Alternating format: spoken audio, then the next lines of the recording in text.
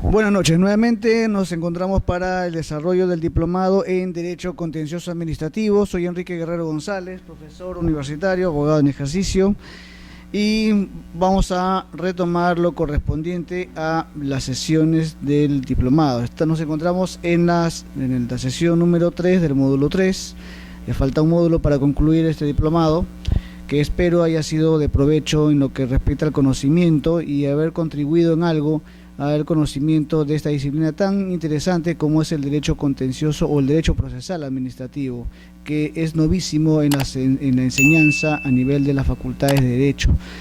Bien, hemos considerado importante tocar ahora temas relacionados a lo que es el procedimiento administrativo. Si bien es cierto, ya hemos desarrollado lo concerniente a lo que es el derecho procesal administrativo, es decir, las vías procesales, los requisitos de procedibilidad, los medios probatorios, los medios impugnatorios, pero creemos que es necesario tocar lo concerniente a los principios del derecho administrativo, por cuanto y a otros aspectos que vamos a desarrollar también del derecho administrativo, por cuanto ello es necesario en la medida que la finalidad de un proceso contencioso administrativo no es otra, como sabemos, que ejercer el control de legalidad respecto de los actos o las actuaciones de la administración pública, y para tal efecto el juzgador, al momento de verificar la legalidad del acto o de la actuación administrativa, necesariamente va a tener que recurrir a los principios del derecho administrativo, como también a los principios que están contenidos en la Ley del Procedimiento Administrativo General,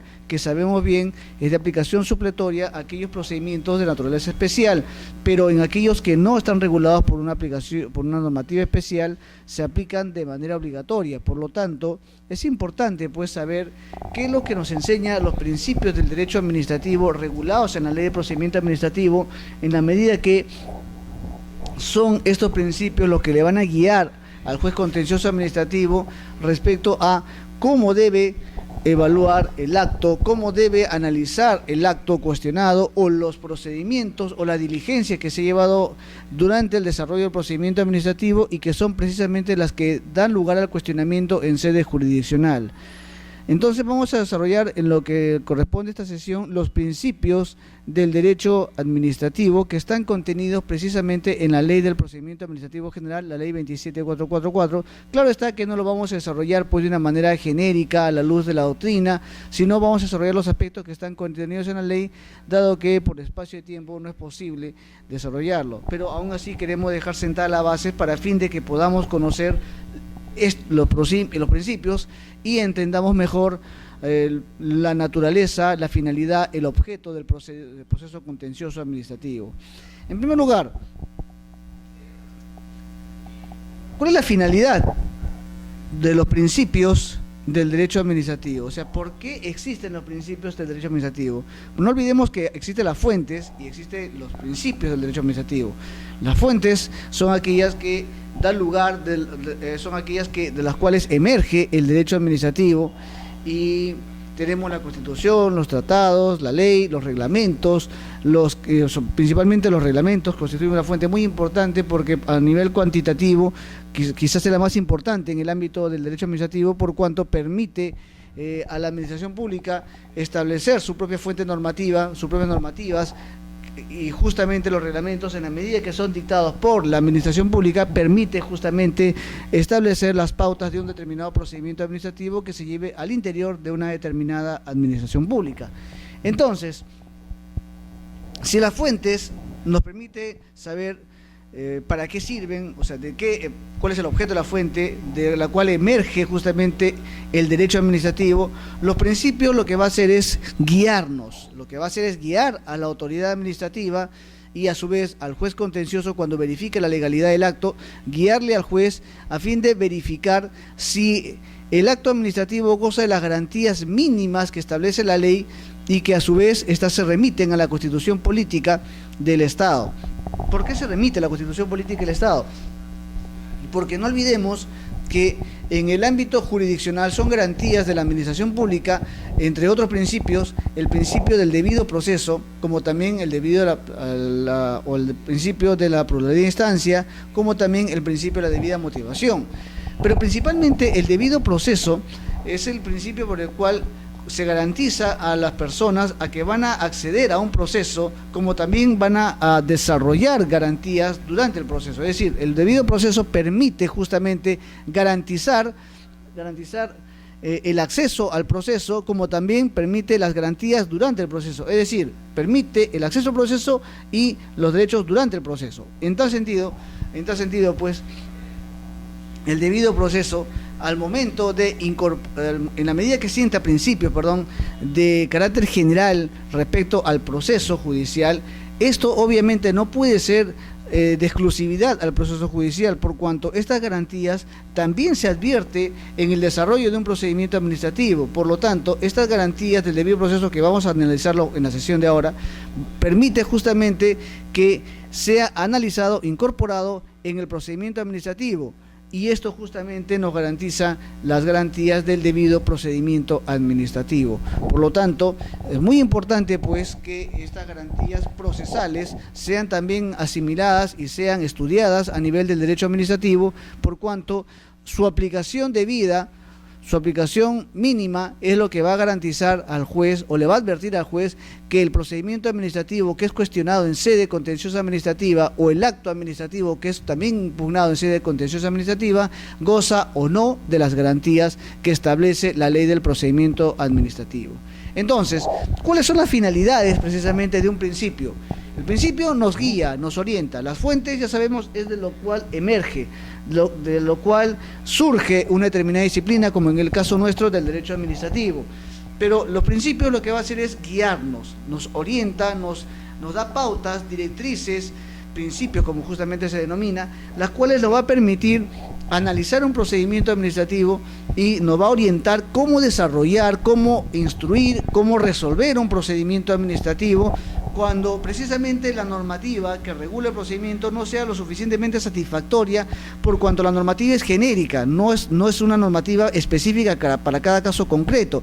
En tal sentido, los principios lo que hace es guiarnos, orientarnos, nos permite establecer cómo debemos comportarnos, cómo debemos actuar frente a un determinado caso concreto, dentro de las normas de derecho público, en este caso las normas de derecho administrativo, y esto nos va a permitir, ¿qué cosa? Nos va a permitir justamente tener un grado de razonabilidad respecto al caso concreto y la aplicación de la normativa.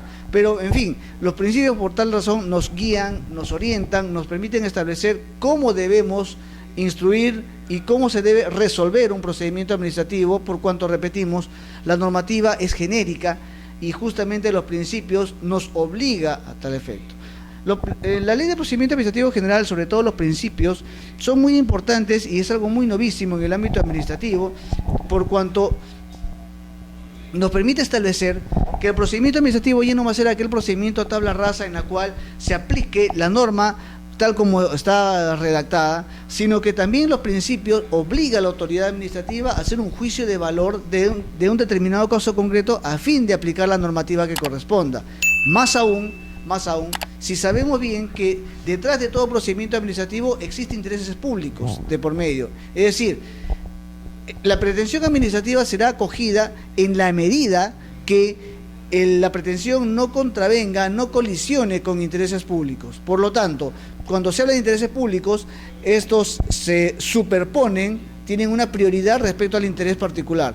No significa que se desconozca el derecho en particular, sino que este derecho será estimado, será acogido, será amparado por la autoridad administrativa, será reconocido como tal, en la medida, pues, que no contravenga intereses públicos, no colisione con intereses públicos, obviamente intereses públicos sustanciales, y en la medida que no colisione será admitida la pretensión administrativa. Por esta razón, justamente, advertimos que en un procedimiento administrativo no hay conflicto de intereses. Por esta razón es que, conforme señalamos en una sesión respectiva anterior, decimos que un proceso no es lo mismo que un procedimiento, porque en un proceso existe un antagonismo, existe pues posiciones encontradas, un choque, una colisión de pretensiones en la cual una persona exige y la otra se resiste, uno demanda y la otra contesta, niega los argumentos de la demanda. Sin embargo, este supuesto no se advierte en el procedimiento administrativo, por cuanto no existe ese antagonismo propio de un proceso. más aún cuando se advierte en la práctica, y eso lo corrobora lo que estamos afirmando, que en la práctica, cuando uno acude a un procedimiento administrativo, no lo hace en pos de choque, en pos de conflicto, lo hace justamente para pedirle a la autoridad cómo debe resolver y qué es lo que se está pidiendo y qué debe estimar, qué debe admitir y qué debe aprobar la autoridad administrativa.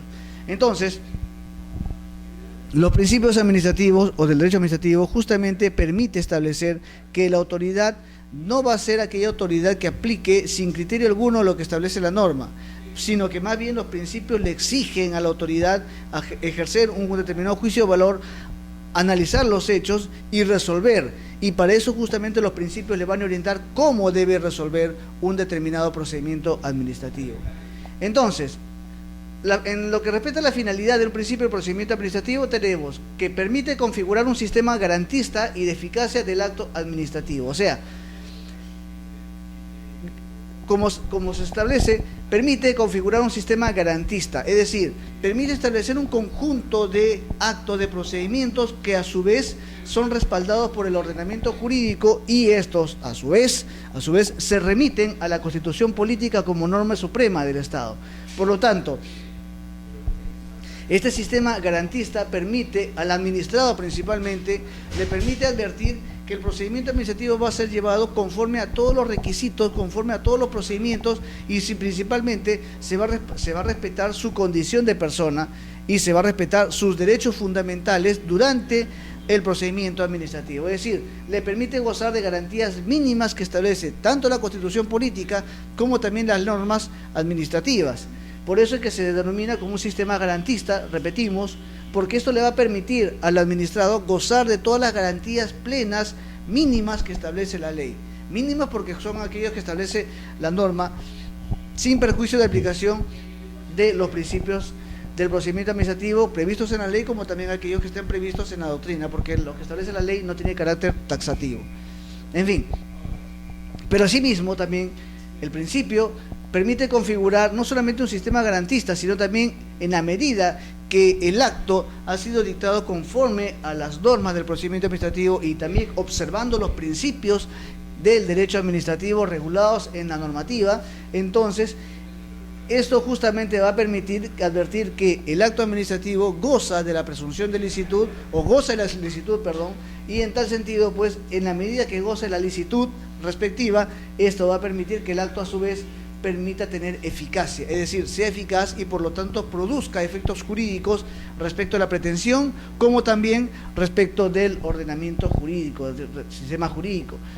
No olvidemos que el acto administrativo, una de las finalidades del acto administrativo es que sea eficaz, por lo tanto, garantiza los principios, un sistema, un conjunto de garantías mínimas, y esto a su vez permite que el acto administrativo, como quiera que esté inspirado en los principios del derecho administrativo, le permite tener eficacia como tal.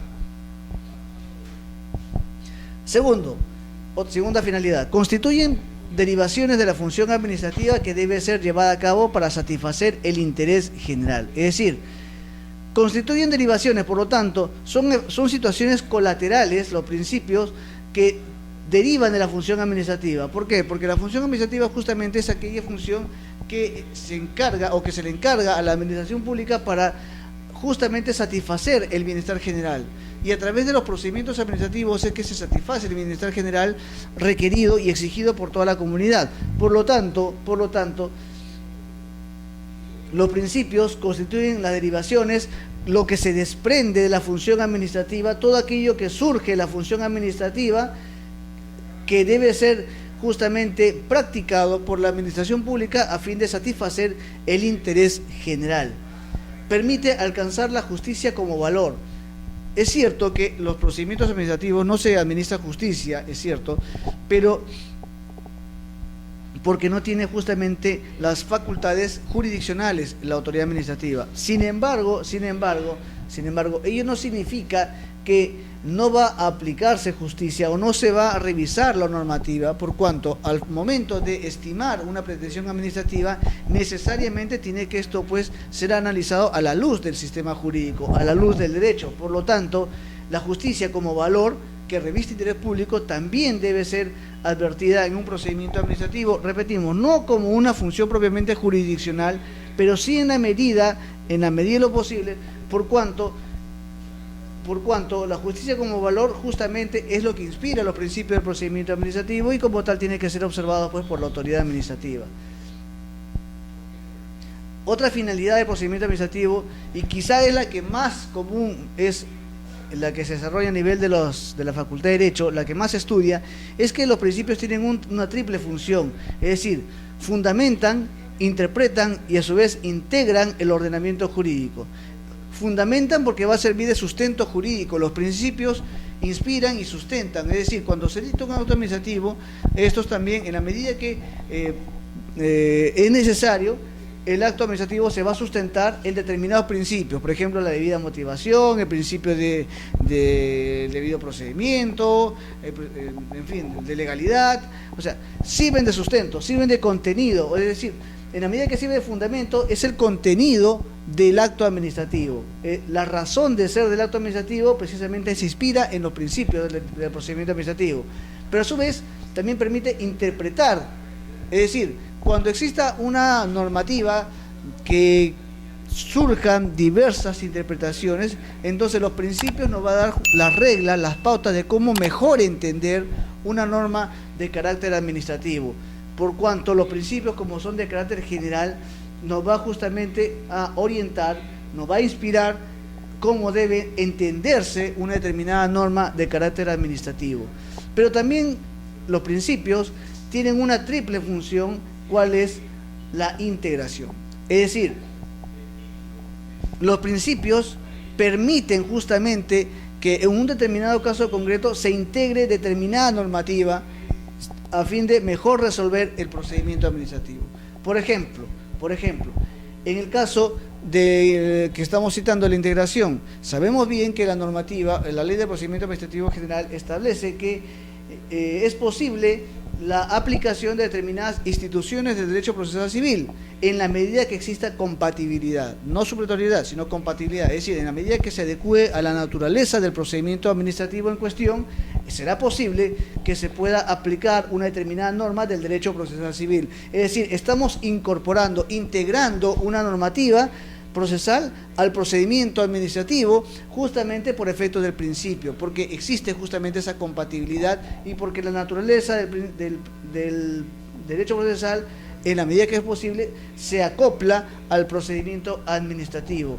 Por lo tanto, el principio tiene una triple función como fundamento, interpretación e integración del ordenamiento jurídico.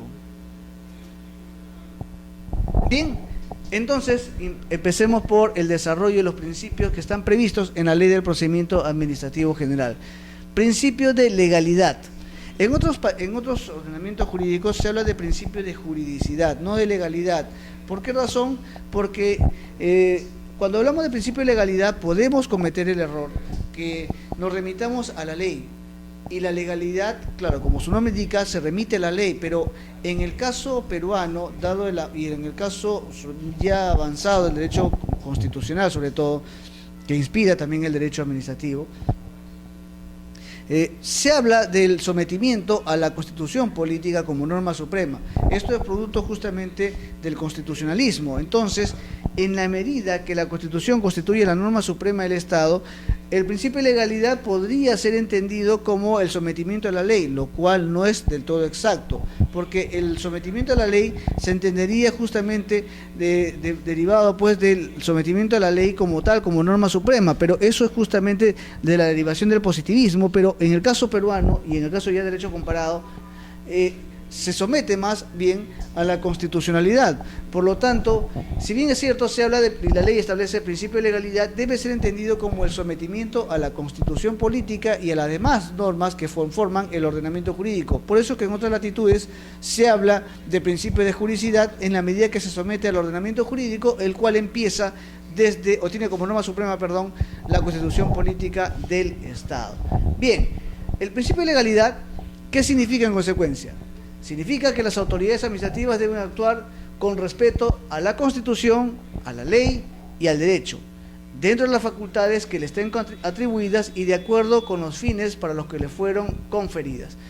Es decir, vemos que la legalidad, por lo tanto, no debe ser entendida como el sometimiento a la ley, como norma suprema, sino que más bien tiene que ser entendida como el sometimiento en primer orden a la Constitución política. ¿Por qué razón? Porque sabemos bien que la Constitución política, como norma suprema del Estado, establece precisamente pues el conjunto de derechos fundamentales del ciudadano, de la persona, los cuales tampoco tienen carácter taxativo. Asimismo, la Constitución política no solamente establece derechos, sino que establece también garantías del ciudadano durante el proceso judicial. Y estas garantías del proceso han sido incorporadas pacíficamente por el derecho administrativo, y esto se incorpora precisamente dentro de las garantías del procedimiento administrativo. Esas garantías del debido proceso se incorporan al procedimiento como las garantías del debido procedimiento administrativo. Entonces, por efecto justamente de la constitucionalidad, y en la medida que esto va a la par de la dignidad del ser humano, entonces es necesario pues que la administración pública se someta, actúe con respeto a la Constitución. Por lo tanto, este sometimiento garantiza precisamente que la autoridad no va a actuar de manera arbitraria, no va a actuar de una manera a su libre albedrío, sino que más bien se debe abstener de cualquier posición muy particular, muy personal, a fin de que haga un juicio de valor y someta su procedimiento, somete el criterio en base a la Constitución política del Estado. Bien, entonces, este sometimiento a la Constitución política justamente es la que nos permite establecer que las garantías del debido proceso no solamente se circunscriben al ámbito del proceso judicial, sino que estas a su vez tienen que ser observadas a través de otros sistemas, de otros procedimientos diversos, como es el caso del procedimiento administrativo. Por lo tanto, la autoridad, en la medida que se obliga a observar, a respetar la Constitución política, se incorpora en consecuencia al bloque de la constitucionalidad, y de manera tal que tiene que observar todas aquellas garantías como derechos que están previstas en la Carta Fundamental. Siguiendo la pirámide jurídica de Kelsen, advertimos pues que no solamente se someten a la Constitución, sino que en segundo orden a la ley. Pero claro está, a la ley en la medida que esta ley se someta a su vez a la Constitución política del Estado. No hace mucho estaba vigente precisamente el criterio del control difuso administrativo, que facultaba a los tribunales u colegiados administrativos a ejercer el control difuso. Sin embargo, dicho criterio ya ha sido superado, ha sido dejado sin efecto por el propio Tribunal Constitucional, considerando pues que principalmente que los tribunales administrativos no tienen la facultad para ejercer control difuso, lo cual es discutible, no lo vamos a negar, porque es cierto que el órgano jurisdiccional es el único que tiene la facultad de ejercer el control difuso. Sin embargo, hubiera sido conveniente quizá que se mantenga la facultad del control difuso administrativo en la medida que los tribunales administrativos no imparten justicia, no resuelven la inocencia de un procesado, como en un proceso penal, por ejemplo, pero sí en la medida que dictan resoluciones, y es más, tiene la facultad para dictar precedentes administrativos. Para tal efecto, pues, tiene que remitirse a la norma constitucional, es más, incluso hasta los principios o criterios que establece el Tribunal Constitucional en determinada casuística. Por lo tanto, quizá hubiese sido conveniente mantener esa institución. No obstante, pues el propio tribunal también ha señalado que es una institución que no es ejercida debidamente, no ha habido mucha acción respecto a los tribunales tribunales administrativos, claro está, con relación pues al control difuso administrativo. Por eso es que ya fue dejado sin efecto el criterio y la sentencia del Tribunal Constitucional que justamente establecía el control difuso administrativo. En la actualidad ha quedado ya sin efecto. Bien, entonces nos seguimos en el ámbito de la ley, entendida pues como aquella norma dictada no solamente por el legislador, sino que también aquellas normas que tengan rango de ley, que tengan la misma jerarquía de ley, y también al derecho, es decir, aquellas normas que forman parte del derecho administrativo.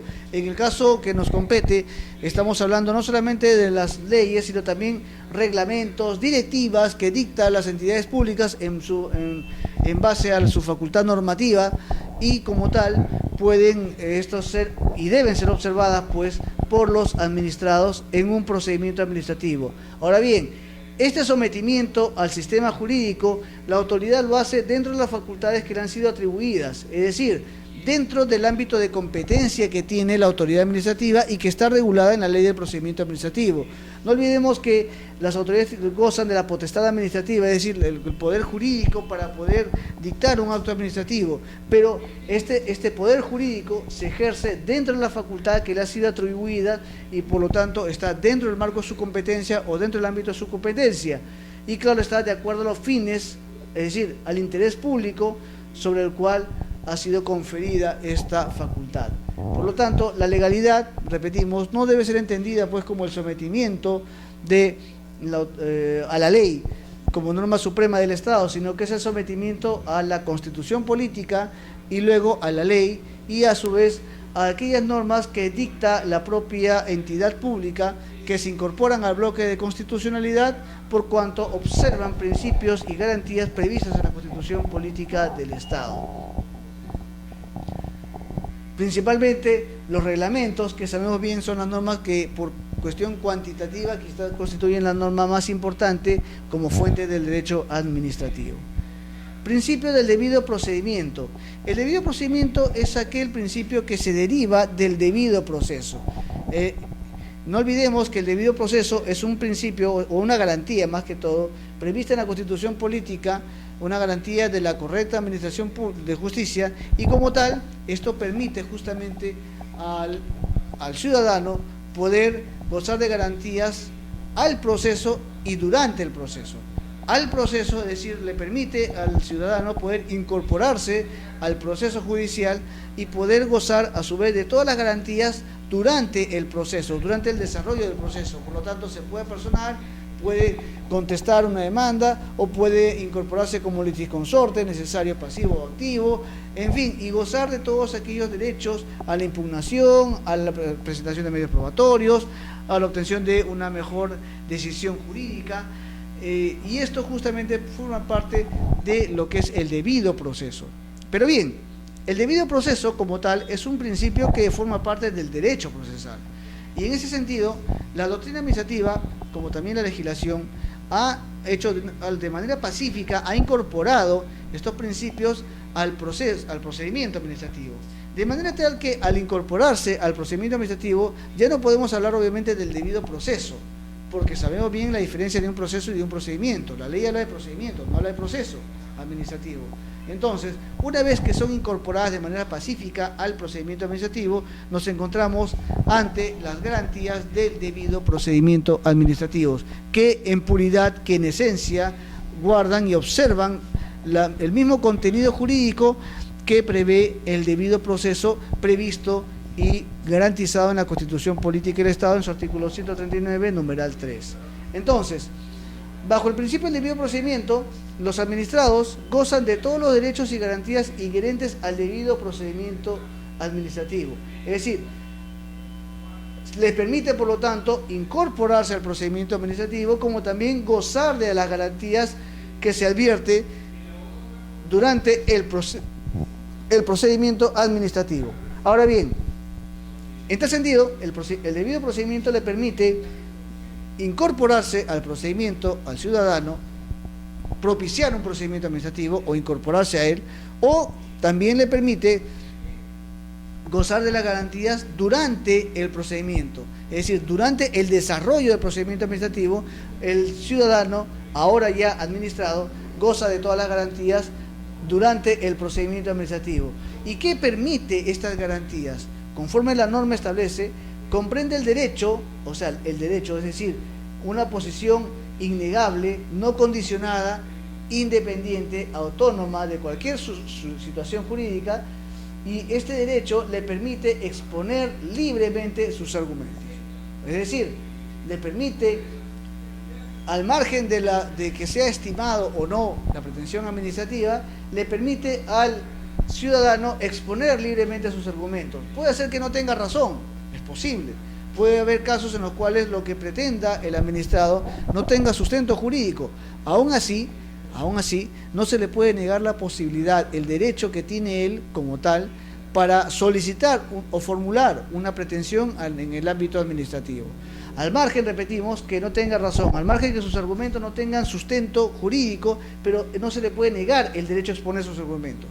Es una garantía mínima que tiene el ciudadano. Pero también este principio permite que pueda gozar de la garantía del derecho a ofrecer y producir pruebas. Es decir, ofrecer pruebas en la medida que cuenta con los medios suficientes necesarios para que la autoridad tenga certeza de que lo que él está exponiendo corresponde a la verdad, corresponde a la veracidad, a la realidad. Y en tal sentido, le permite justamente presentar los medios probatorios ante el juez. Y los medios probatorios justamente son aquellos instrumentos que van a permitir al juez, o a la autoridad administrativa, perdón, tener certeza respecto de aquello que se está exponiendo y por lo tanto convencerlo, ser persuadido respecto a los argumentos que expone el administrado. Bien, pero también permite producir pruebas, es decir, solicitar a la autoridad que active su función administrativa y se desarrollen diversas diligencias. ¿Para qué? Con el objeto de producir determinados medios probatorios. Por ejemplo, denunciamos una empresa X sobre la emisión de ruidos molestos o la emisión de gases tóxicos. Entonces, obviamente que la emisión de ruidos molestos, podemos presentar una grabación, pero esto no tendrá valor probatorio en la medida que no ha sido, digamos, reconocido y no ha sido establecido, pues, a nivel técnico especializado, si supera el margen permisible para la emisión de ruidos. Entonces, ¿qué es lo que se va a desarrollar? En este tipo de denuncias, lo que va a hacer la autoridad es señalar fecha y hora para realizar una diligencia y se convoque un perito para que con su concurso y los instrumentos tecnológicos suficientes permitan establecer si el ruido que se está denunciando supera los márgenes permisibles y por lo tanto merezca ser estimada la pretensión administrativa. Pero esto es producto de ¿qué? Producto de que el administrado ha solicitado la producción de la prueba. Es decir, no cuenta con los medios probatorios en el momento de presentar la solicitud administrativa, pero sin embargo cuenta con el derecho a exigir que esta prueba sea producida, sea elaborada, sea resultado de una diligencia que para tal efecto tendrá que señalar la autoridad administrativa y en base al ofrecimiento o a la producción de la prueba, el administrado tendrá el derecho pues a obtener una decisión motivada y fundada en derecho. Motivada y fundada en derecho, es decir, que sea argumentada, que sea producto del análisis de la compulsación de hechos a la luz del derecho y sobre todo fundada, es decir, inspirada en la normativa como también en los principios del derecho administrativo. Entonces, el debido procedimiento justamente permite, en consecuencia, que el administrado goce de todos los derechos y garantías durante el procedimiento, que le permite acceder al procedimiento, como también gozar de las garantías durante el procedimiento, ¿a fin de qué? A fin de poder exponer en primer lugar sus argumentos, al margen de que no sean estimados, a ofrecer las pruebas en la medida que cuente con los medios probatorios suficientes, o en todo caso producir pruebas si es que se hace necesario para tal efecto señalar fecha y hora de una diligencia que produzca esos medios probatorios. ¿Y cuál es el objeto final? Obtener una decisión que se encuentre motivada y fundada en el derecho. Entonces, esa garantía que también advertimos en esencia es propia del derecho procesal prevista en la Constitución Política del Estado, se incorpora pacíficamente al derecho administrativo como el debido procedimiento, es decir, el debido proceso como principio y garantía sustantiva se incorpora al procedimiento administrativo, pero como el debido procedimiento administrativo. Ahora bien, la institución del debido procedimiento administrativo se rige por los principios del derecho administrativo, obviamente, y aquellos principios que establece tanto la normativa, en este caso la ley 27444, la ley de procedimiento administrativo general, como también aquellos principios que regula la doctrina administrativa. Pero bien, la regulación propia del derecho procesal civil será aplicable solo en cuanto sea compatible con el régimen administrativo. Es decir, la aplicación de la normativa procesal civil no será de aplicación supletoria, sino en la medida que exista compatibilidad. Es decir, no se rige bajo el principio de supletoriedad, sino bajo el principio de compatibilidad. Es decir, en la medida, o se aplicará las normas del derecho procesal civil en la medida que sea compatible, es decir, en la medida que su naturaleza o la naturaleza de la institución propia del derecho procesal civil sea compatible con el régimen administrativo en cuestión. Por ejemplo, ¿qué pasaría si estamos en un procedimiento sancionador y que, como todo procedimiento sancionador, la ley establece que debe operar, instruirse y resolverse en un plazo de 30 días? Pero ¿qué pasaría si, por ejemplo, estamos ante un procedimiento sancionador en el cual ha superado el plazo y estamos en un plazo ya de 6 meses? Entonces, ¿qué pasaría si el abogado, en este caso del procesado, le sugiere que formule el abandono?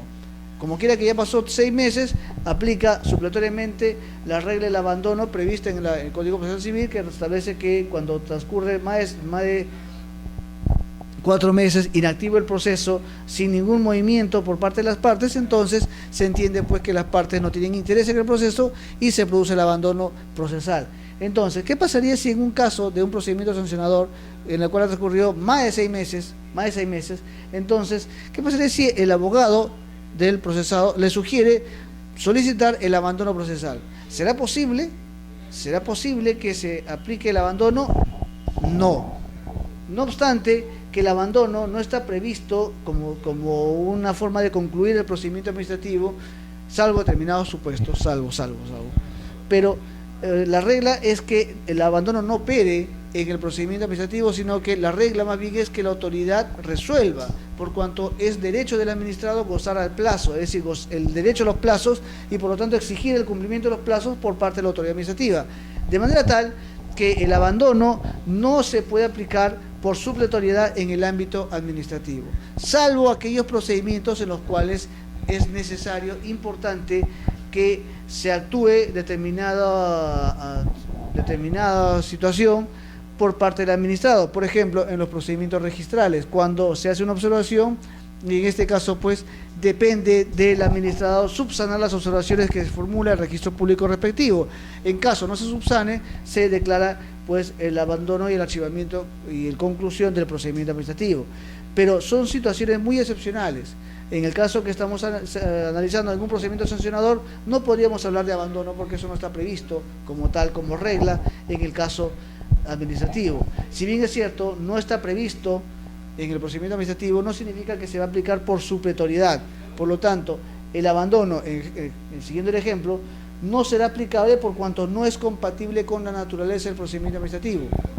Sabemos bien que la ley de procedimiento administrativo le obliga a la autoridad a resolver un procedimiento administrativo. Por lo tanto, no es la figura del abandono la más conveniente y la más idónea para concluir un procedimiento administrativo.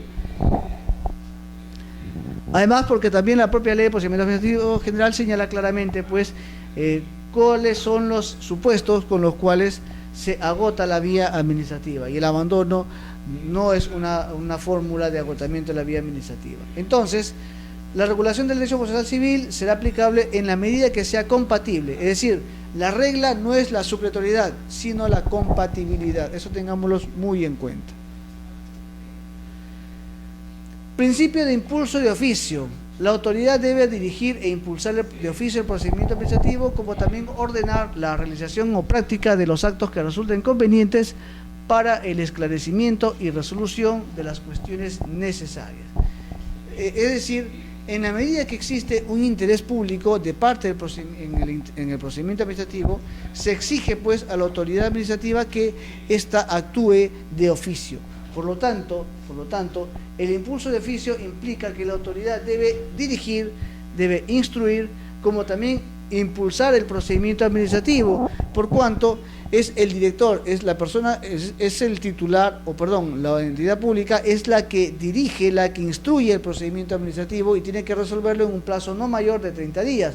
Por lo tanto, la autoridad se encuentra obligada pues a dirigir, a impulsar el procedimiento. No es necesario, no se traslada esta responsabilidad en consecuencia a los administrados, sino que esto más bien exigirán a la autoridad que más bien impulse el procedimiento administrativo, de tal manera que esto es un deber que recae y tiene que hacerlo de oficio, tiene que impulsar de oficio la autoridad administrativa, y en virtud de ello tiene que ordenar la realización o práctica de actos que resulten convenientes para esclarecer y resolver las cuestiones necesarias que surjan en el interín del procedimiento administrativo. Por lo tanto, tiene pues que practicar, tiene que instruir el procedimiento administrativo, y esto lo hace de oficio. No es necesario, en consecuencia, que el administrado solicite que la autoridad instruya, que impulse o que esclarezca o realice determinados actos o actuaciones o diligencias en el procedimiento administrativo, por cuanto esto es un deber que recae en la propia autoridad administrativa. Principio de razonabilidad. Este principio, doctores, es muy importante. Es muy importante por cuanto exige a la autoridad que evalúe, que compulse los hechos, que haga un juicio de valor respecto a las cuestiones que están siendo instruidas en el procedimiento administrativo. Entonces, ¿qué exige la razonabilidad? La razonabilidad, señores, en buena cuenta exige equidad, exige una equidad, un equilibrio, para ser más exacto, un equilibrio entre la finalidad pública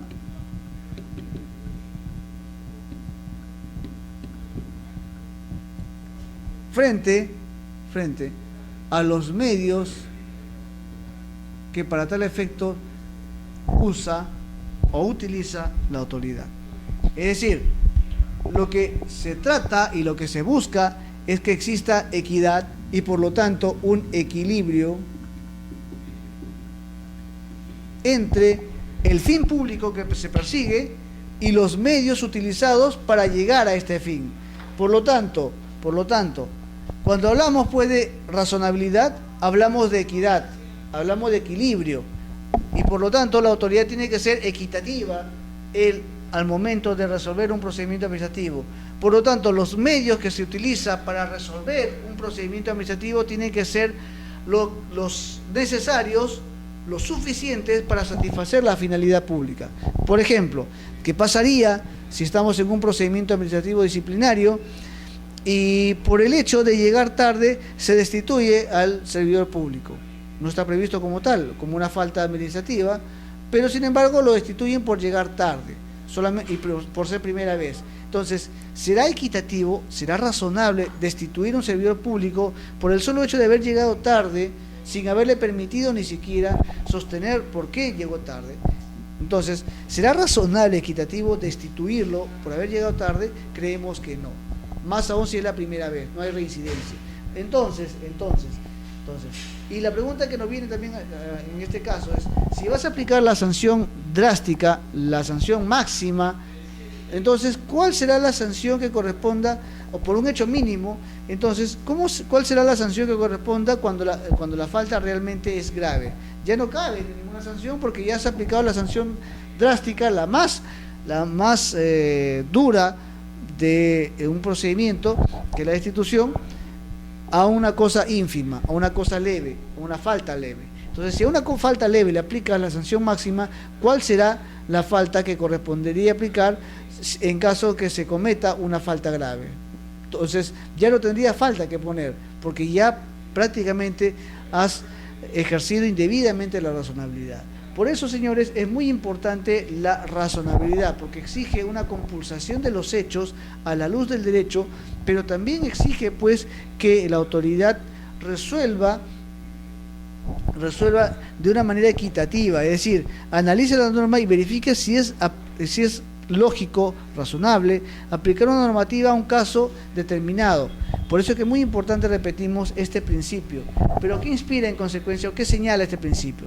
Nos enseña que la decisión de la autoridad administrativa, cuando crea obligaciones, cuando califique infracciones, cuando imponga sanciones o establezca restricciones a los administrados, debe adaptarse dentro de los límites de la facultad atribuida y manteniendo la debida proporción entre los medios a emplear y los fines públicos que deba tutelar, a fin de que respondan a lo estrictamente necesario para la satisfacción de su cometido. Es decir, dentro de los límites de la facultad. O sea, tú tienes un ámbito de competencia como autoridad administrativa y como tal, tú vas a precisamente dictar un acto administrativo dentro de la facultad que te confiere el sistema administrativo, el ordenamiento jurídico. Ahora bien, tú ejerces esta facultad al momento de crear obligaciones, calificar infracciones, sancionar al administrado o restricciones a su libertad, a sus derechos. Y para tal efecto, primero tienes que ser órgano competente, es decir, debes gozar de esta facultad que te tiene que dar la ley. Si no gozas de esta facultad, no puedes ejercer, y por lo tanto habrás no solamente vulnerar la razonabilidad, sino también el principio de legalidad en el ámbito sancionador.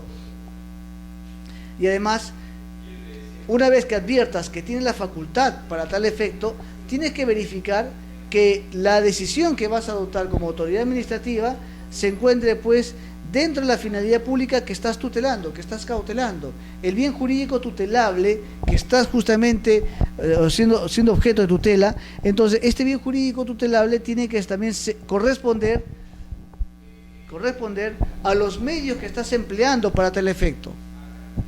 Tienes tú que acreditar que el medio que estás usando, que los mecanismos que estás usando correspondan y por lo tanto sean proporcionales a los fines públicos que está tutelando el procedimiento administrativo. Estamos hablando, por ejemplo, de un procedimiento disciplinario.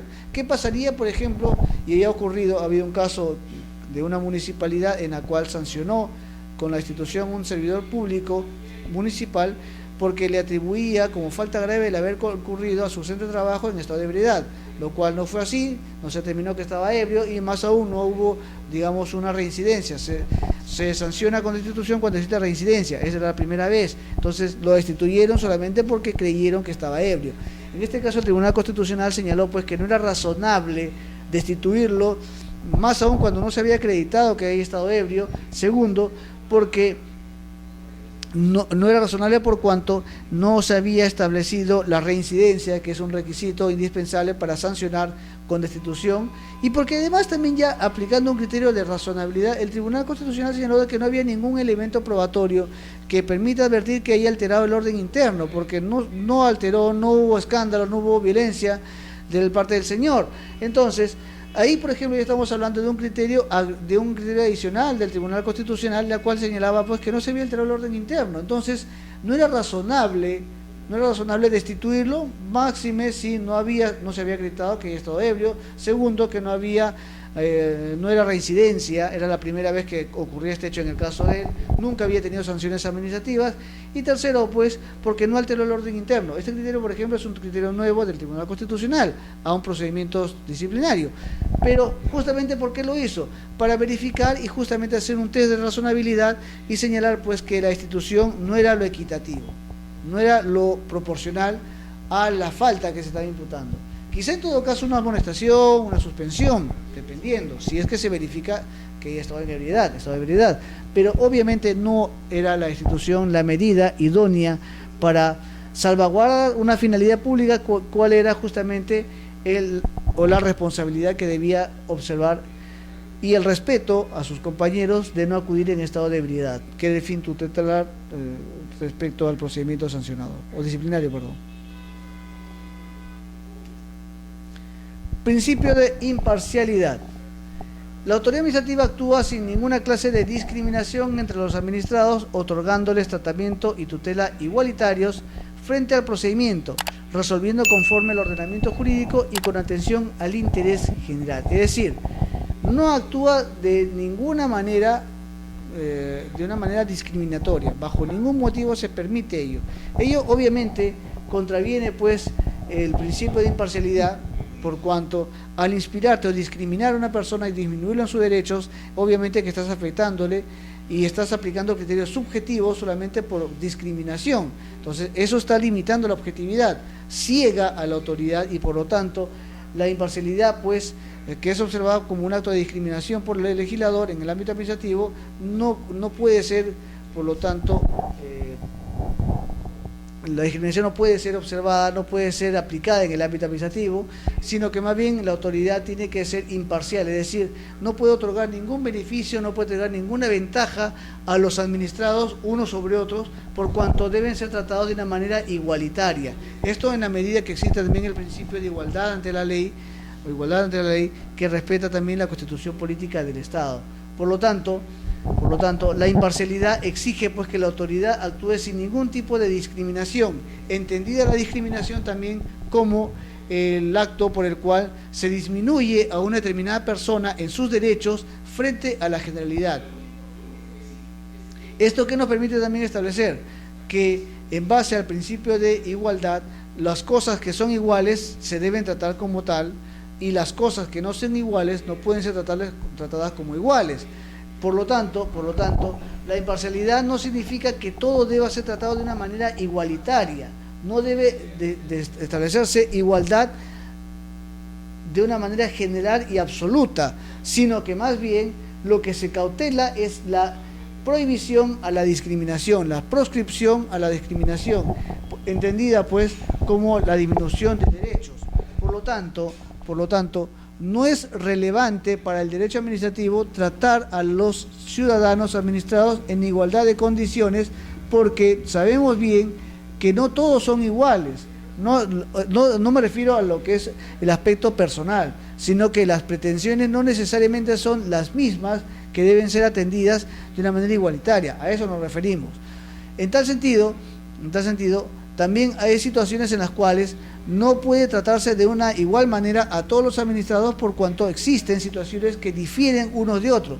Por lo tanto, lo que se busca no es que todos sean tratados de una manera igual, sino que no sea discriminado un determinado administrado frente a otro. ¿Y qué es la discriminación? La discriminación significa el disminuir derechos de una persona o dos personas frente a la generalidad de personas. Entonces, lo que salvaguarda precisamente este principio de imparcialidad es que no exista ninguna clase de discriminación entre los administrados. Por lo tanto, lo que busca la ley, lo que inspira la ley, es que no se disminuya derechos de ciudadanos frente a la generalidad. Es decir, que todos sean tratados sin discriminación. Repetimos, no busca la igualdad. ¿Por qué razón? Porque no puede tratarse como igual aquello que no es igual. Por eso es que lo trascendental no es precisamente la igualdad, sino más bien que no haya discriminación. Eso es lo que proscribe el ordenamiento jurídico. Es decir, que no se disminuya derechos de una persona frente a la generalidad de otras personas. Bien, y claro está, esta discriminación, entonces, pues, obliga a darle igualdad en lo que respecta al tratamiento total igualitario, sin discriminación, claro está, resolviendo conforme al ordenamiento jurídico y también con observancia al interés general. Principio de informalismo. Las normas y el procedimiento tienen que ser lo más sencillo posible. Es decir, tiene que ser, pues, entendidas las normas del procedimiento e interpretadas de manera favorable a la admisión y decisión final de las pretensiones de los administrados, de manera tal, conforme señala la ley, que sus derechos e intereses no sean afectados por la exigencia de aspectos formales que puedan ser subsanados dentro del procedimiento, siempre que dicha excusa no afecte derechos de terceros o el interés público. Es decir, no podemos nosotros condicionar la admisión,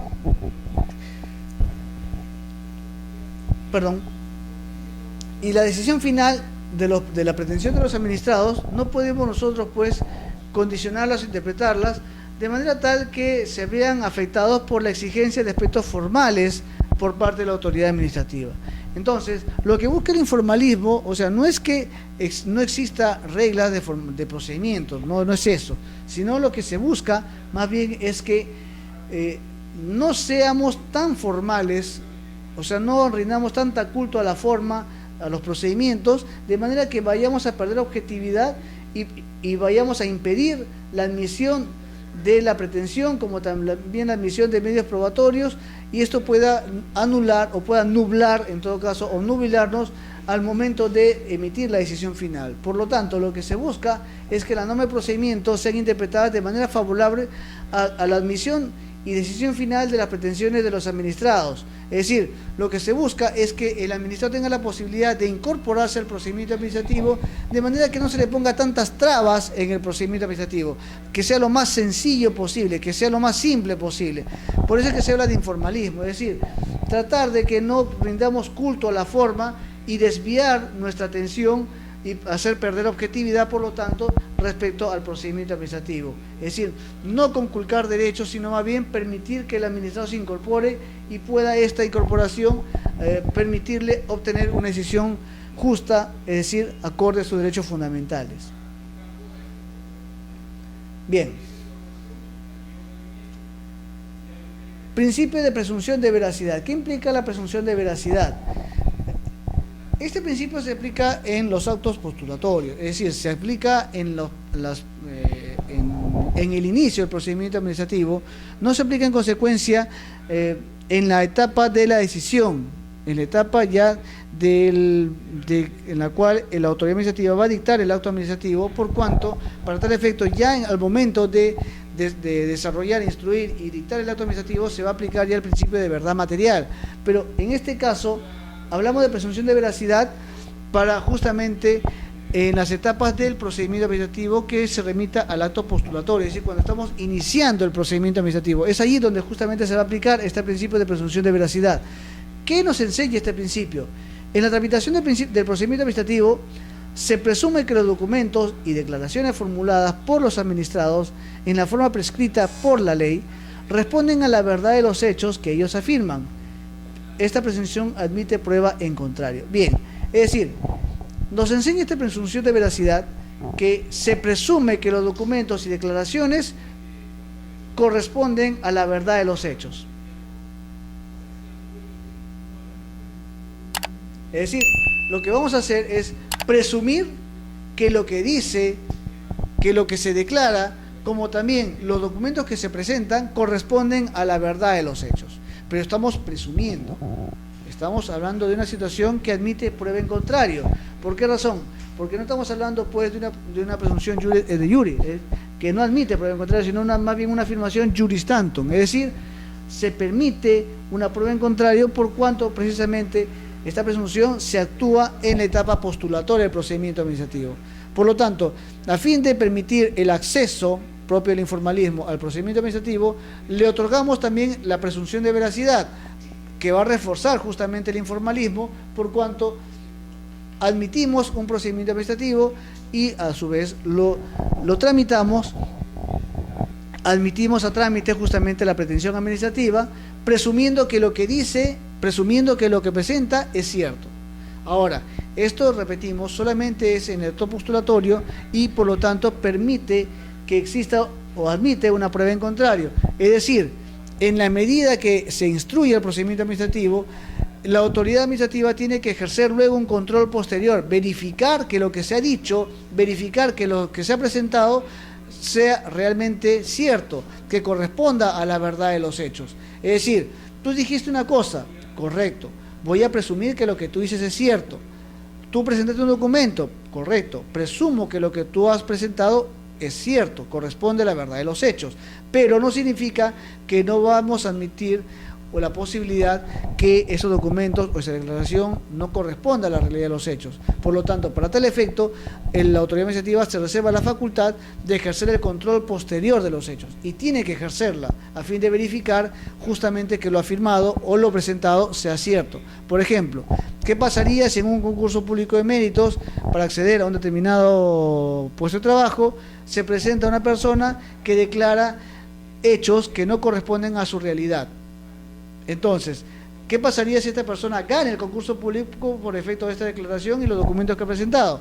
Entonces, si esta persona ha mentido, ha declarado hechos falsos, o peor, ha presentado documentos falsos, entonces lo que tiene que hacer la autoridad es realizar el control posterior.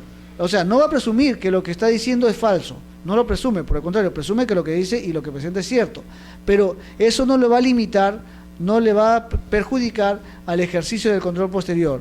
Yo he confiado que tú has dicho y tú has presentado documentos veraces. Yo presumo ello. Yo quiero creer que es cierto.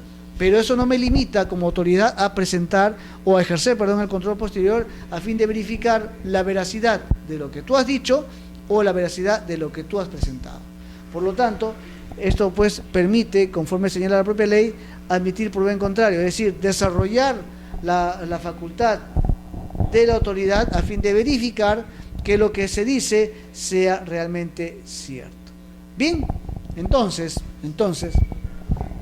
nos encontramos pues ante un principio que se actúa, repetimos, en la etapa postulatoria del procedimiento administrativo, y esto permite que se pueda presumir que lo que dice el administrado sea cierto, se presume que lo que presentan los documentos también sean ciertos, pero esto no limita a la autoridad administrativa para que ejerza el control posterior, sino que más bien le permite verificar la veracidad de los hechos y por lo tanto admite prueba en contrario. Por lo tanto, pues se corrobora lo que estamos señalando, que este principio solamente se actúa en la etapa inicial, la etapa postulatoria del procedimiento administrativo. Presunción de conducta procedimental. Sabemos bien que el procedimiento administrativo se remite a las normas del procedimiento administrativo, pero eso no significa que no observemos normas de conducta en el ámbito procesal. Es decir, que no tengamos cuidado respecto a aquellos principios morales que de alguna manera deben también inspirar en el ámbito del procedimiento administrativo. Es decir, actuar con buena fe. No solamente buena fe de parte nuestra para nosotros, sino buena fe y lealtad en consecuencia hacia los otros administrados o hacia la autoridad administrativa. Hemos hablado, por ejemplo, del principio de presunción de veracidad. Muy bien, la autoridad confía en nosotros, confía. Tan es así que incluso el ordenamiento jurídico permite que se pueda estimar y se pueda aprobar una pretensión administrativa por el transcurrir del tiempo. Por ejemplo, el silencio administrativo positivo. O sea, es porque justamente la autoridad confía, porque el Estado confía en el ciudadano. Pero eso no significa que vamos a quebrar la confianza, no significa que vamos a aprovecharnos de la confianza. Entonces, la conducta procedimental implica pues reglas morales que deben observarse también en el desarrollo del procedimiento administrativo. Por ejemplo, presentar documentos falsos o declarar hechos falsos no solamente implica un ilícito penal, o sea, es decir, puede conllevar a responsabilidad penal, a pena privativa de libertad, dependiendo de la gravedad del hecho, sino que también esto conlleva, o riñe principios de carácter moral. O sea, mentir tampoco es una situación saludable en un procedimiento administrativo. No podemos mentir, no podemos engañar, no podemos sorprender a la autoridad administrativa, o peor aún, tampoco no podemos mentir, engañar o sorprender a otros administrados, porque así como nosotros queremos que nos traten bien, queremos que la autoridad nos trate con respeto, y exigimos que también lo que se vaya a resolver sea en base a la verdad que nosotros estamos exponiendo, también pues esperamos que los otros que participen en el procedimiento, ya sea otros administrados o también la autoridad administrativa, también pues actúen de una manera que observe reglas de conducta, reglas de carácter moral. El principio de conducta procedimental como tal está regulado en la ley, por lo cual la autoridad administrativa, los administrados, sus representantes de los administrados o abogados y en general todos los partícipes de un procedimiento administrativo realizan sus respectivos actos procedimentales guiados por el respeto mutuo, la colaboración y la buena fe. O sea, yo tengo que respetar a la otra parte, al otro administrado, tengo que respetar a la autoridad, de la misma manera que yo exijo también que me traten con respeto. Tengo que colaborar con la autoridad. Es decir, si yo tengo una información, por ejemplo, si yo sé que en un procedimiento tiene que ser incorporado un ciudadano, un tercero en este caso, tiene que ser incorporado, yo tengo que colaborar con la autoridad y decirle, ¿sabe qué, señor? Existe una tercera persona que merece ser incorporada porque sus derechos o intereses pueden ser afectados con lo que se resuelve en este procedimiento administrativo. Por lo tanto, tengo el deber moral de colaborar con la autoridad administrativa y en base a la veracidad que yo exijo, también tengo que yo participar y por lo tanto debo pues colaborar con la autoridad administrativa. Por lo tanto, tenemos que colaborar y actuar de buena fe.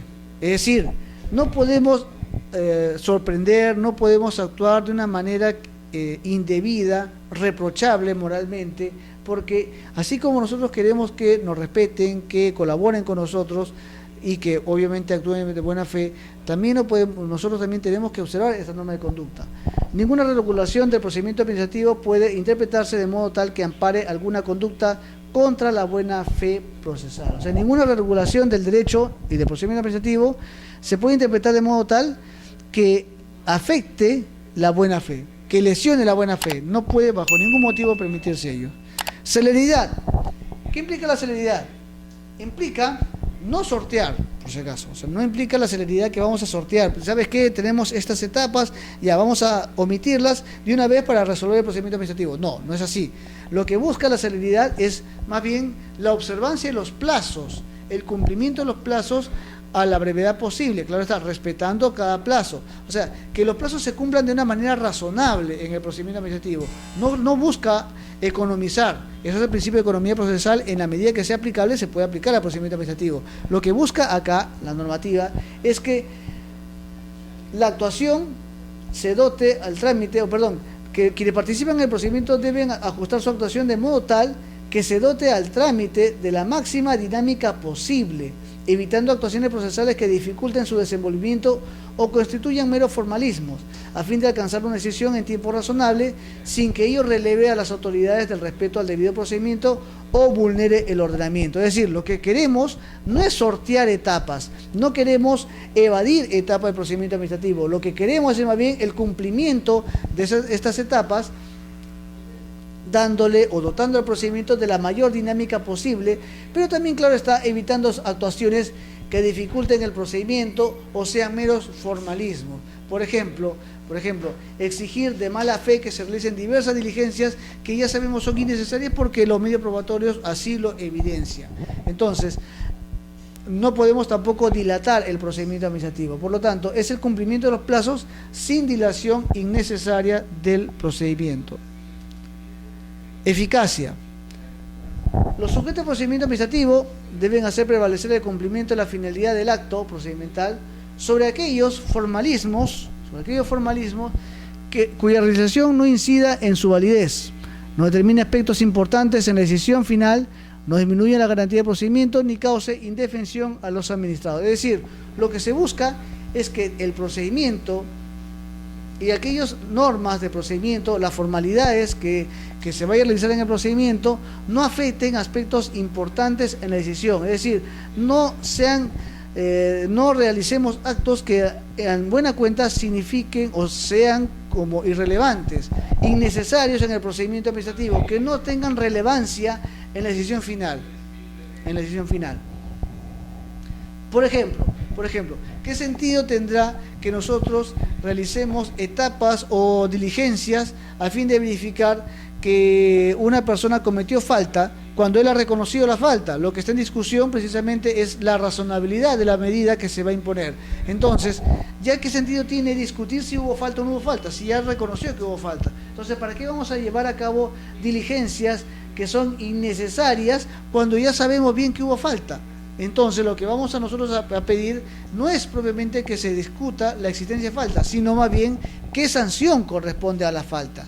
Eso es lo que justamente evita este principio. Es decir, que los actos que se va a realizar tengan eficacia jurídica. Si yo quiero sancionar a una persona, por ejemplo, por un procedimiento disciplinario o un procedimiento sancionador, entonces ya no voy a, si yo ya advertí que existe una falta como autoridad, ya no voy a perder tiempo en diligencias que lo que tengan que o lo que busquen, lo que pretendan es acreditar la comisión de falta, cuando ya no es necesario, porque ya justamente se ha cometido la falta. Lo que está en discusión es justamente qué sanción corresponde en la medida de la razonabilidad. Por lo tanto, lo que se busca pues es que todos los actos, como también medios probatorios, tengan eficacia jurídica y por lo tanto no afecten la decisión final, no disminuyan la garantía del procedimiento, es decir, no hagan innecesario, no hagan lírico el procedimiento administrativo, ni tampoco causen indefensión a los administrados.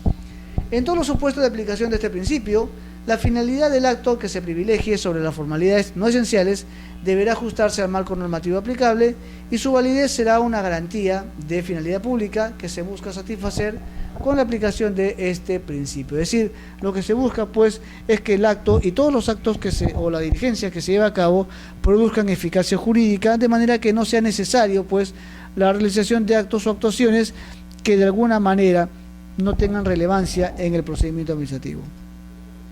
La verdad material. Este principio tiene que ver mucho con lo que es el principio de presunción de veracidad. ¿Por qué razón? Porque ya sabemos que la presunción de veracidad se actúa en la etapa postulatoria del procedimiento, es decir, en el inicio del procedimiento administrativo.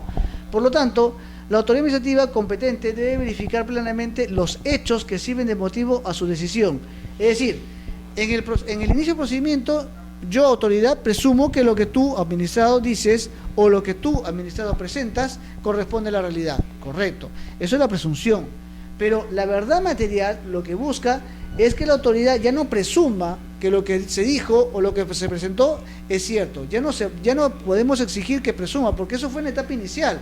Ahora lo que se exige la autoridad no es presunción, sino que verifique plenamente, es decir, que no exista ninguna duda, que sea fehaciente, claro, indubitable, que los hechos que sirvieron al administrado para presentar su pretensión corresponda justamente a la realidad. Verifique plenamente los hechos que van a servir de motivo a sus decisiones. Por lo tanto, ya no podemos hablar de presunción aquí. En lo que es la verdad material, lo que se exige de la autoridad es que verifique los hechos que han sido analizados, discutidos en el desarrollo del procedimiento administrativo. Por lo tanto, que no exista duda respecto de los hechos que van a servir de sustento a la decisión. Es decir, que no exista duda respecto al fundamento o a los medios probatorios que sirven, que justifican, que es el contenido al acto administrativo. Para esto, para llevar a cabo la verificación de hechos, la autoridad tiene que adoptar todas las medidas probatorias necesarias autorizadas por la ley, aun cuando no hayan sido propuestas por los administrados o hayan acordado eximirse de ellas. Es decir, en la medida que la autoridad goza de la titularidad de la instrucción del procedimiento, entonces no solamente se debe remitir a aquellos medios probatorios que ofrecen los administrados, sino que también tiene que actuar aquellos medios probatorios que estén previstos en la ley, no obstante no hayan sido propuestas por los administrados. O sea, si por ejemplo se hace necesario una diligencia o una actuación de oficio de un medio probatorio, la autoridad tiene que realizarla. ¿Por qué razón? Porque la ley le exige que verifique plenamente los hechos que van a servir de motivo a sus decisiones, que van a sustentar sus decisiones. Por lo tanto, el medio probatorio, como su finalidad enseña, tiene por objeto generar certeza en la autoridad administrativa sobre los hechos que se han expuesto en el procedimiento. En tal sentido, pues, la autoridad no puede dubitar, no puede estar dubitativo o no puede estar ambiguo al momento de decidir. Tiene que gozar de la certeza, tiene que estar completamente seguro que la falta imputada realmente haya sido cometida y la sanción a aplicar sea la que corresponda. Que los hechos o el derecho que está siendo invocado una persona al momento de solicitar una pensión de jubilación o una licencia de funcionamiento realmente corresponda a la verdad de los hechos. Y por lo tanto, tiene que actuar todos los medios probatorios que no solamente hayan sido ofrecidos por los administrados, sino que también tiene que actuar todos los medios probatorios que a él le resulten necesarios. Si considera, reiteramos, que es necesaria una diligencia determinada a fin de verificar los hechos expuestos por los administrados, tendrá que realizarla, tendrá que disponer, tendrá que habilitar fecha y hora para realizar una diligencia respectiva, pero no puede dejar de hacerlo. ¿Por qué? Porque es requisito sine qua non que para que él dicte una decisión tiene que verificar plenamente los hechos que son objeto de sustentación por parte de los administrados. En caso de procedimientos trilaterales, la autoridad administrativa se encuentra facultada a verificar por todos los medios disponibles la verdad de los hechos que le son propuestos por las partes. Ya aquí hablamos de parte porque un procedimiento trilateral implica ya una contienda, implica un conflicto.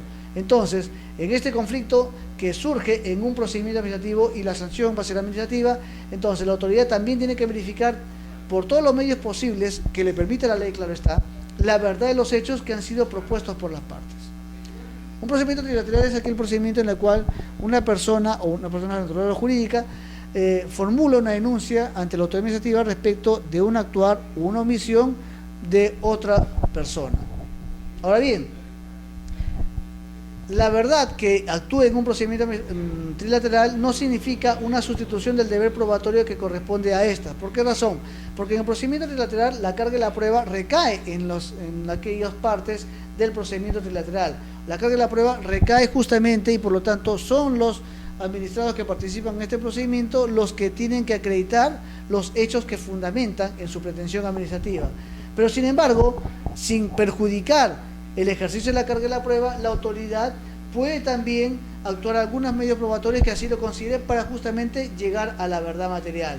Por lo tanto, es correcto cuando dice el legislador que estos medios probatorios no significa una sustitución del deber probatorio que corresponde a las partes, es decir, no significa que los administrados se van a sustraer de su deber de formular los medios probatorios porque en ellos recae la carga de la prueba, sino que más bien, sin perjuicio de ello, la autoridad puede actuar los medios probatorios que estime conveniente o las diligencias que estime conveniente a fin de llegar o arribar a la verdad material.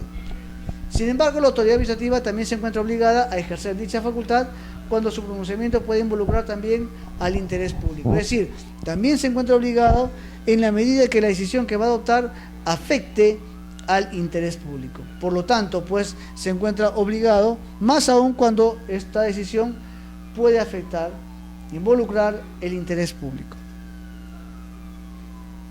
Participación.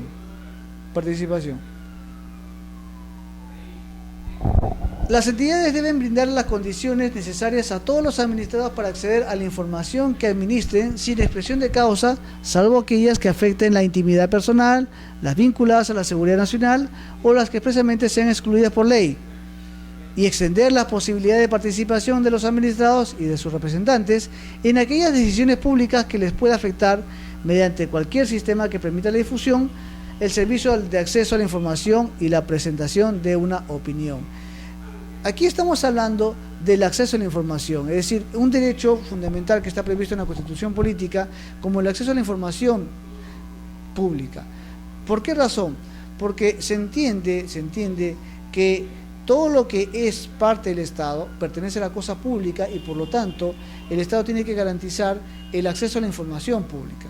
De tal manera que, como quiera que es un derecho previsto en la Constitución Política, cualquier persona puede solicitar de la autoridad el acceso a la información que administra la entidad pública. O sea, al margen de que los administrados como tales tienen el derecho y gozan de las garantías del procedimiento administrativo, también los ciudadanos pueden y tienen el derecho para incorporarse en la medida que exista intereses públicos por medio o sus intereses puedan verse afectados, o también cuando solicita información respecto a la fuente o la información que administra la entidad pública, sin expresión de causa. Por lo tanto, yo no tengo por qué pedirle o justificar por qué pido información a la entidad. Yo quiero que me brinden una información respecto a las funciones o respecto a determinado procedimiento que se llevó a cabo en una entidad pública.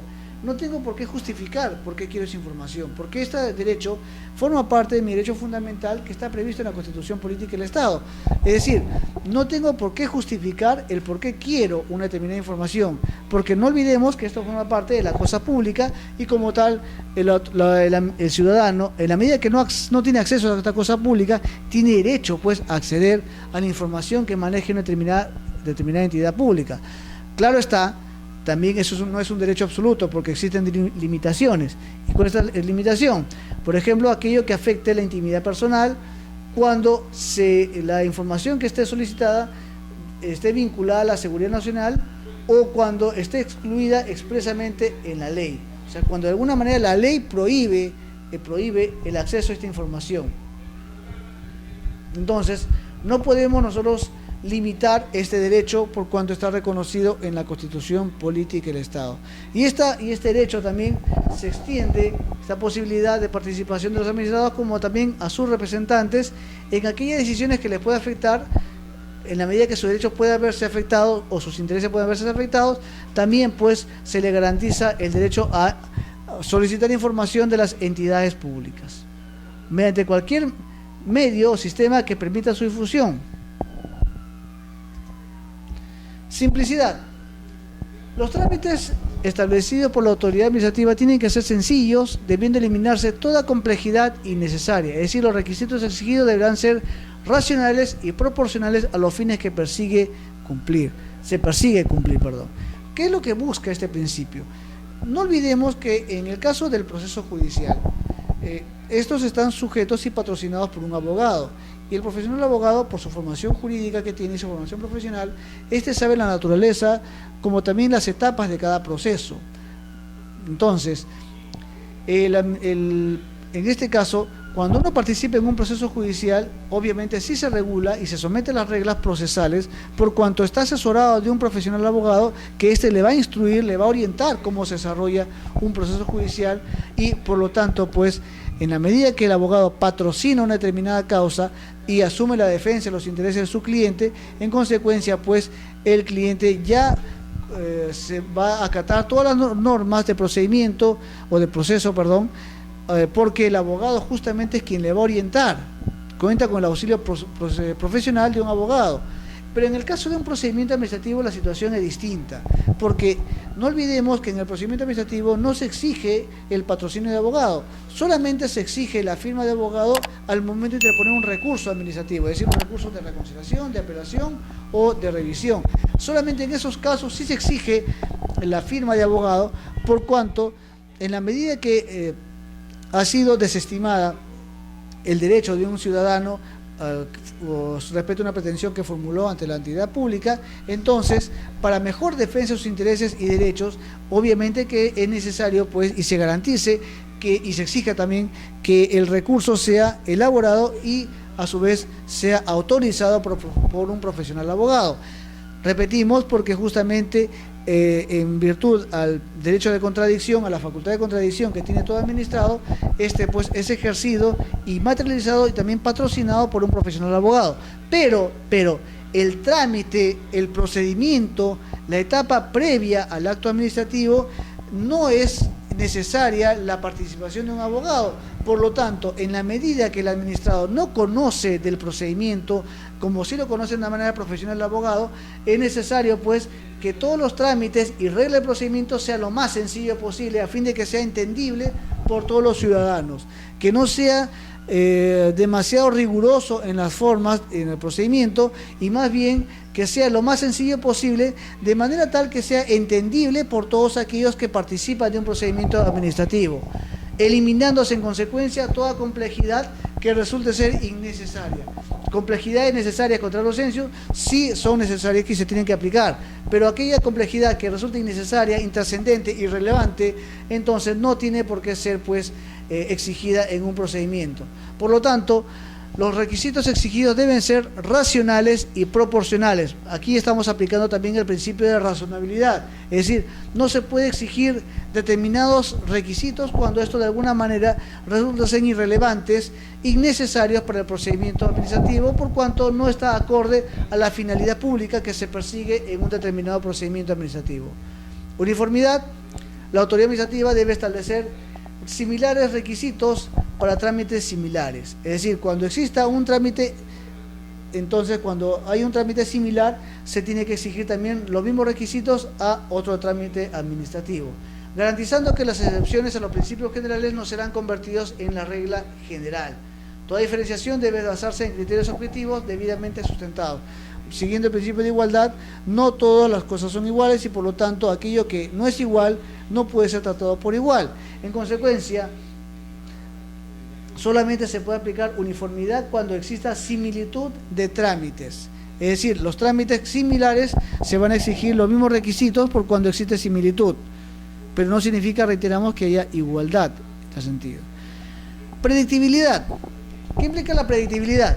La autoridad administrativa tiene que brindar a los administrados o a sus representantes información veraz, completa y confiable sobre cada trámite, de manera tal que a su inicio el administrador pueda tener una conciencia bastante certera de cuál será el resultado final que se va a obtener. Es decir, lo que significa ello no es un adelanto de opinión, tengamos mucho cuidado. Aquí no se le va a orientar respecto al derecho que está siendo invocado por el administrado. Aquí no significa que le vamos a decir tu derecho se va a admitir y por lo tanto se va a estimar. No, esto también se aplica en el ámbito de postulatorio, en etapa postulatoria, por cuanto la autoridad tiene que brindar al administrado toda la información veraz, completa, confiable sobre cada trámite. Es decir, señor, voy a presentar una solicitud respecto a una licencia de funcionamiento. ¿Qué requisitos debo cumplir? Usted deberá cumplir los requisitos que establece este formato. Y le damos el formato. Entonces, en la medida que le orientemos respecto al trámite, le diremos, señores, este procedimiento es un procedimiento de licencia de funcionamiento, como tal está sujeto al silencio administrativo positivo, y estos son los requisitos que deberá cumplir para su inicio. Entonces, en la medida que le orientemos respecto del trámite, ojo, no le estamos orientando respecto al contenido, a la razón de ser, al derecho que está invocando, sino estamos orientando sobre el trámite, sobre el procedimiento en sí.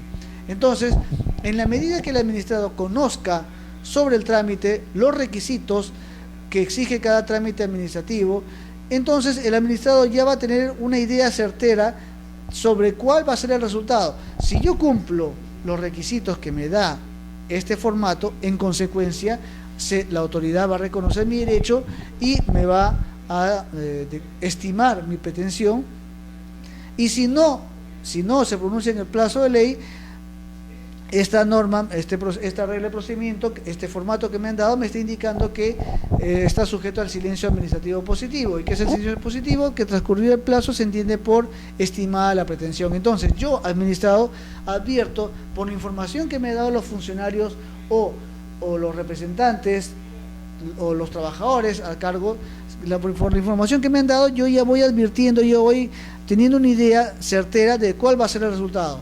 Es decir, repito, yo quiero iniciar un trámite respectivo, el funcionario o el encargado me dirá la naturaleza del procedimiento, el trámite, las etapas del trámite, me va a indicar los requisitos para yo iniciar este trámite o este procedimiento administrativo. Entonces, en la medida que yo advierta que los requisitos cumplo, por lo tanto, yo estimo de que me van a acceder y van a amparar mi pretensión. A eso se refiere la predictibilidad, es decir, que sea predecible, que uno pueda predecir cuál va a ser el resultado final de un procedimiento si es que cumplo todos los trámites que me exige. Privilegio el control posterior. La tramitación de los procedimientos administrativos se sustenta en la aplicación de la fiscalización posterior. Es decir, de igual manera como existe la presunción de veracidad, la autoridad se reserva la facultad de fiscalizar posteriormente lo invocado por las partes, reservándose a la autoridad administrativa el derecho de comprobar la veracidad de la información presentada, el cumplimiento de la normativa sustantiva y aplicar las sanciones pertinentes en caso que la información presentada no sea veraz. Es decir, siguiendo el principio de presunción de veracidad, ahora lo que va a hacer la autoridad es ejercer el control posterior, o sea, verificar que lo que se ha informado, lo que se ha declarado, lo que se ha presentado, los documentos que se han presentado realmente correspondan a la veracidad, correspondan a la verdad. Y en tal sentido, también cumplan con la normativa sustantiva, es decir, con el derecho que está siendo invocado y está siendo pedido en la pretensión administrativa. Asimismo, el control posterior implica que se va a aplicar las sanciones que correspondan en caso de la información no sea veraz. Es decir, cuando se advierta pues que la información no corresponde a la realidad de los hechos, en consecuencia pues se va a sancionar.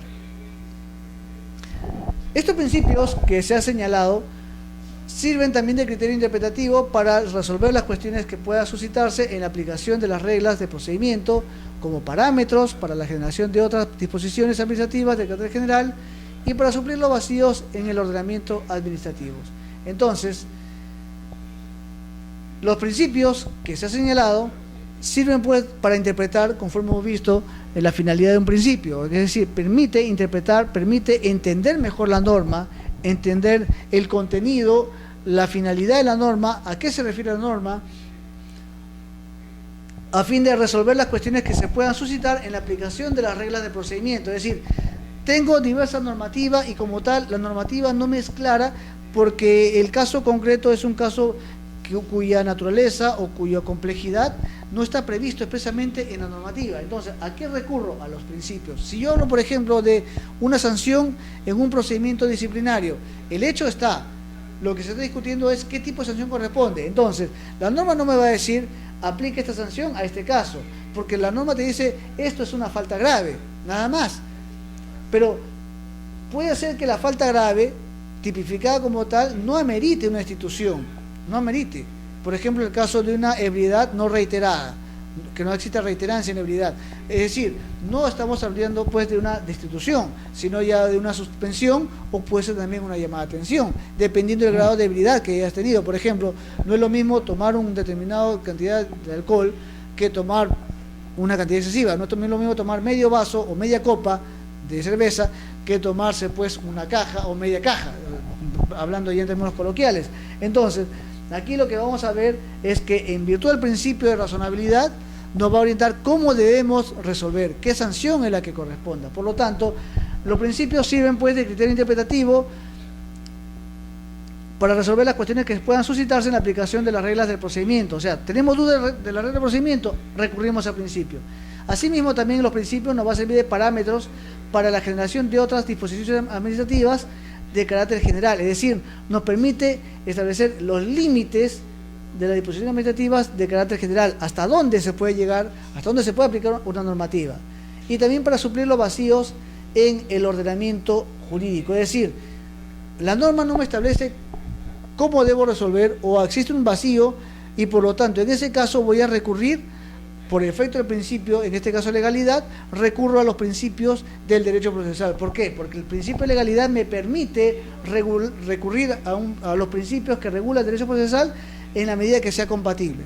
Si yo advierto compatibilidad, me remito a los principios del derecho procesal. Es decir, nos permite justamente suplir aquellos vacíos. En este caso, aplico la norma de carácter integrador. La relación de principios anteriormente enunciados no tiene carácter taxativo, efectivamente, porque los principios como tal, no todos los principios que están previstos en la Ley de Procedimiento Administrativo General son aquellos que se van a aplicar, porque también existen otros principios que lo reconoce la doctrina o, en todo caso, la jurisprudencia. Y por lo tanto, es aplicable tanto los principios que regulan la Ley de Procedimiento Administrativo General como también aquellos principios que regulan la doctrina administrativa que no están acá enunciados en la Ley de Procedimiento Administrativo General, pero también aquellos principios que sean invocados incluso en el ámbito jurisprudencial. No olvidemos que la jurisprudencia también constituye fuente en el derecho administrativo y tenemos que aplicarla en determinados casos. Entonces, la relación de estos principios no significa que van a ser los únicos que se van a aplicar en un procedimiento, sino que no tienen carácter taxativo, por lo tanto se van a aplicar aquellos principios que están previstos también en la doctrina, como también en, la jurisprudencia, como fuentes del derecho. Estamos citando una sentencia del Tribunal Constitucional recaída en el expediente 4982-2004, acción de amparo TC, pero no es la única, por cierto, no es la única, porque las reglas del debido procedimiento administrativo no están reguladas en una sola jurisprudencia del Tribunal Constitucional, sino que existe uniformidad y reiterada jurisprudencia, existen muchas jurisprudencias sobre los principios del proceso en sede administrativa. Hemos citado solamente un extremo. El debido proceso como principio constitucional está concebido como el cumplimiento de todas las garantías y normas de orden público que deben aplicarse a todos los casos y procedimientos, incluidos los administrativos, a fin de que las personas estén en condiciones de defender adecuadamente sus derechos ante cualquier acto del Estado que pueda afectarlos. Por lo tanto, el derecho al debido proceso y los derechos que contiene son invocables y, por tanto, garantizados, no solo en el seno de un proceso judicial, es decir, no son exclusivos del proceso judicial, sino también en el ámbito del procedimiento administrativo. Por lo tanto, se traslada pacíficamente al ámbito del procedimiento administrativo y por eso es que están siendo reconocidos en la Ley de Procedimiento Administrativo General. Así, el debido proceso administrativo supone, en toda circunstancia, el respeto por parte de la administración pública o privada de todos los principios y derechos normalmente invocables en el ámbito de jurisdicción común o especializada, a los cuales se refiere el artículo 139 de la Constitución. El fundamento principal encuentra sustento en el hecho de que tanto la administración como la jurisdicción están indiscutiblemente vinculados a la Carta Magna. Es decir, tanto la administración como también la jurisdicción, o sea, el procedimiento administrativo, la autoridad administrativa, como también el ámbito judicial, están indiscutiblemente vinculados a la Carta Magna. Es cierto, porque los principios del procedimiento administrativo se encuentran precisamente regulados, inspirados en la Constitución Política del Estado. De modo que si la administración resuelve sobre asuntos de interés del administrado y lo hace mediante procedimientos internos, no existe razón alguna para desconocer las categorías invocables ante el órgano jurisdiccional. Por lo tanto, aquellos principios del debido proceso y aquellos principios que están previstos en la Constitución Política se trasladan pacíficamente al derecho administrativo y como tal las garantías en la Constitución Política previstas no solamente son invocables en el ámbito jurisdiccional, sino también son invocables y por lo tanto garantizados en el ámbito administrativo. Pero aquí hay algo también importante, la sentencia del Tribunal Constitucional. Implica, supone en toda circunstancia, el respeto por parte de la administración pública o privada de todos los principios y derechos normalmente invocables en el ámbito de jurisdicción común o especializada. Es decir, no solamente en el ámbito del sector público, sino también en el ámbito privado. Por ejemplo, si hablamos de un despido en una entidad privada sujeta al régimen laboral de la actividad privada. Es decir, no significa que porque es el ámbito privado está aislado o se encuentra aislado de los principios que emana de la Constitución política. Por lo tanto, no solamente los principios que están previstos en la Constitución política, que constituyen una garantía en la Constitución política del Estado, no significa pues que estos principios van a ser solamente invocables en el ámbito del sector público, sino que a su vez son también invocables en el ámbito privado. Por lo tanto, cuando existe un procedimiento privado, el caso, por ejemplo, de un procedimiento disciplinario bajo una entidad privada del régimen laboral privado, en consecuencia, también se debe invocar pues principios que están a su vez invocados, reconocidos en la Constitución política del Estado. Tan es así que cuando se invoca, por ejemplo, una impugnación de despido, ya sea por despido arbitrario, despido nulo o despido fraudulento, entonces no solamente se debe invocar aquellos principios que están previstos en la ley, sino también aquellos principios que están previstos en la Constitución política, de manera tal que la autoridad privada, en este caso, tiene que someterse a los principios que establece el orden público, en este caso la Constitución política del Estado. Por lo tanto, pues, estos principios, conforme a lo que establece el Tribunal Constitucional, repetimos, no es la única sentencia, existe uniforme y reiterada jurisprudencia que regula las garantías del debido procedimiento administrativo, que a su vez se inspiran en la Constitución política del Estado, y en tal sentido, pues, ya el Tribunal Constitucional nos enseña que en el ámbito administrativo es aplicable y se tiene que observar todas las garantías que se prevé en la Constitución política y que a su vez estas garantías no son solamente observables en el ámbito de la administración jurisdiccional, de la administración pública, sino que también en el ámbito privado. Por lo tanto, jueces, autoridades administrativas, como también autoridades en el ámbito privado, en la medida que ejerzan procedimientos administrativos o procedimientos disciplinarios, como el caso laboral, por ejemplo, tienen que observar los principios que están previstos en la Constitución política del Estado, en la medida que están vinculados al bloque de la constitucionalidad. Bien, señores, esto pues es todo lo que concierne a la sesión del día de hoy.